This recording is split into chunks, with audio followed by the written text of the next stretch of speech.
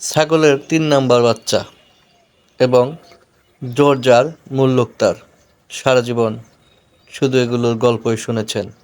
বাস্তবে দেখেন ছাগলের ৩ নাম্বার বাচ্চার কি কষ্ট, কি দুঃখ।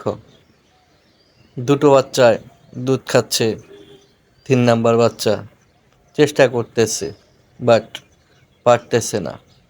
ঠিক আমাদের সমাজ এবং রাষ্ট্রীয় জীবনেও আমরা এর প্রতিচ্ছবি দেখতে পাই যে কেউ খায়, কেউ পায় না। আবার জোর যার মুল্লুক তার মানে খেতে খেতে যার জোর হয়েছে, শক্তি হয়েছে, তৃতীয় জন সেখানে কি করে যাবে? তার তো জোরই নেই, তার শক্তিই নেই। ঠিক এভাবেই এখান থেকেই হয়তো এই প্রবাদগুলো চলে আসছে যে ছাগলের ৩ নাম্বার বাচ্চা, তার মানে সে অসহায়, তার কিছু করার নাই, কিছু করার থাকে না।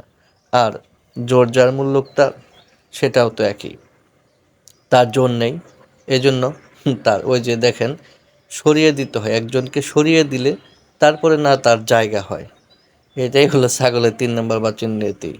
এখন সে দেখেন তৃতীয় বাচ্চাটাও এখন ছাগলের ৩ নাম্বার বাচ্চা হয়ে গেছে।